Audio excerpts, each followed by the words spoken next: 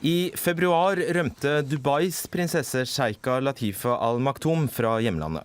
Hun rømte fra det hun beskriver som tvang, tortur og undertrykkelse.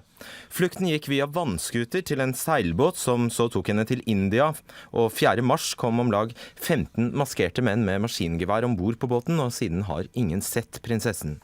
Vi skal se litt av videoen hun publiserte på YouTube da hun flyktet. Pretty soon I'm going to be leaving somehow. This video can help me because all my father cares about is his reputation.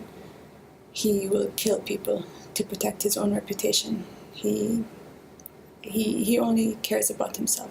And if you are watching this video, it's not such a good thing. Either I'm dead or I'm in a very, very, very bad situation.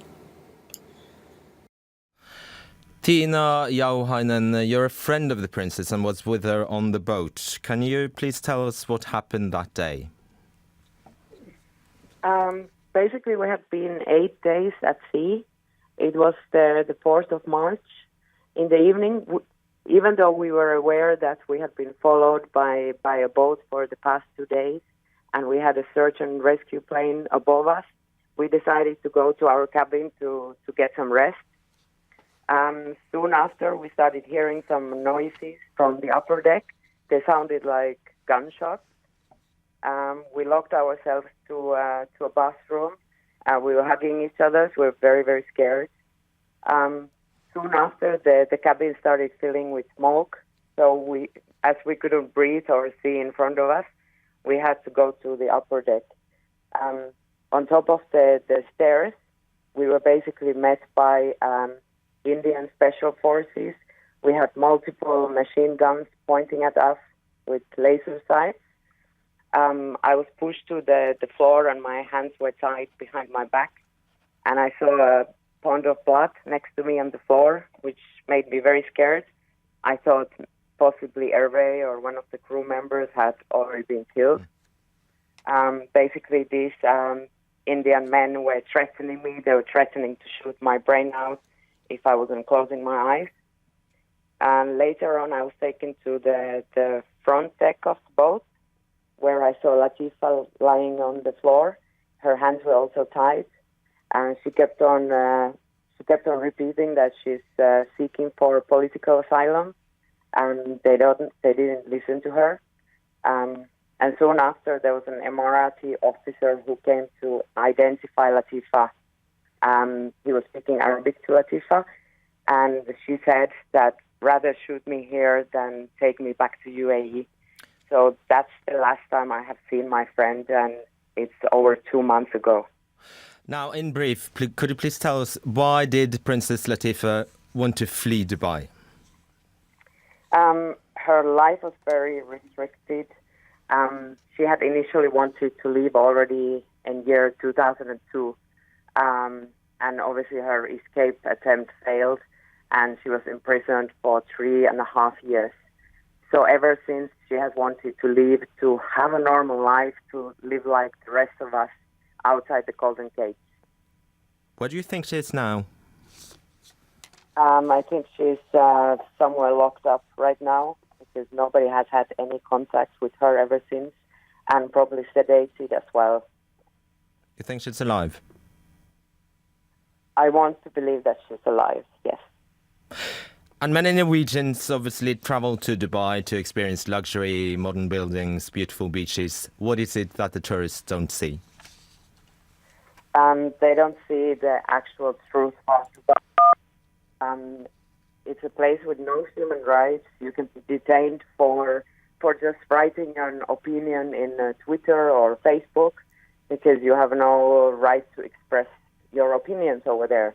You could be jailed for holding hands or kissing someone in public. So there is a dark side to Dubai that most people don't know about. And very, very briefly, you've been traumatized yourself. You've been living in Dubai for 18 years. You left your home to help Latifa. What were the consequences for you? Well, basically, when I promised to help her, I knew that I was not going to go back.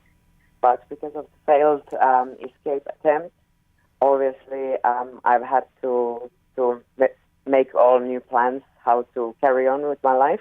But at the moment, I'm focusing on helping her to get free, which is by pushing it with media pressure. So. Good, very good luck on that, and thank you very much indeed, Tina Yao Heinonen. Førsteamanuensis i statsvitenskap ved Høgskolen i Østfold, Rania Maktabi. Vi har altså hørt nå prinsesse Sheikh Latifa Al Maktoums versjon av denne saken. Vi har vært i kontakt med ambassaden til De Forente Arabiske Emirater her i Oslo, men de har ikke svart på henvendelsen vår. Overrasker denne historien deg? Ja, den jo en thriller fra virkeligheten, virkelig. Det samtidig også tragisk at Tina forteller at vi har med en Sheikh Latifa som fengslet i en gylden fengsel, altså golden cage brukte hun, og det hørtes jo sånn ut. Altså jeg tenker dette en fri sjel, det en rebell kvinne, ung kvinne som tydeligvis helt fra hun var 20 år har ønsket å leve fritt. Og det kan hun ikke. Altså, ja. Ja, hva kan du si om faren hennes? Mohammed bin Rashid Al Maktoum. Faren en mektig mann. Han Dubais emir, og han samtidig, og bare for å sette Dubai i perspektiv, Dubai en av 7 emirater som til sammen danner de arabiske emirater som selve staten. Og Dubai en av de 2 mektigste av de 7. Den andre Abu Dhabi. Abu Dhabi har presidenten som heter Sheikh Khalifa bin Zayed, mens faren til Sheikh Latifa, han statsminister siden 2006. Han en mektig mann, og helt opplagt en som ikke ønsker å ikke ha oversikt over sine barn. Og du har sagt at kvinner i Dubai nesten har den strengere nå enn det oldemødrene deres hadde det. Hva mener du med det? Ja, det gjelder jo ikke bare Dubai, det gjelder hele Gulfregionen, for jeg har lest beretninger av eldre kvinner som forteller den gangen vi var fattige, så måtte alle ta i et tak. Og når jeg sier fattige, så var det selvfølgelig før oljealderen. Da var mange av disse bittesmå statene, de ligger jo langs kysten og har masse hav, så de var fiskere. Dubai og resten av disse små oljesjeikdømmene levde av perlefiske blant annet. Det var en veldig stor inntektskilde. Perledykking var også en geskjeft.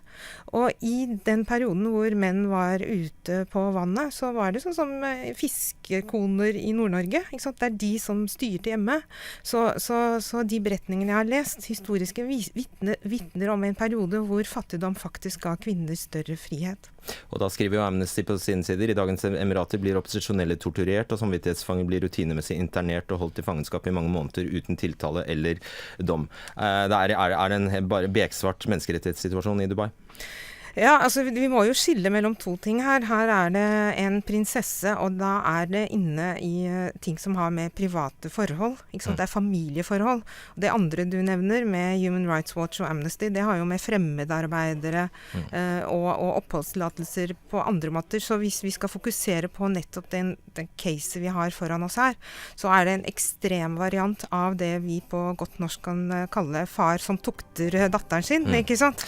Og det, vet du hva, det var det vi rakk, Rania Maktabi, men tusen takk skal du ha. Takk selv. Ansvarlig for Dagsnytt 18 var Arnhild Myklebust, teknisk ansvarlig var Finn Lie, og i studio Fredrik Solvang. Ha en fin kveld.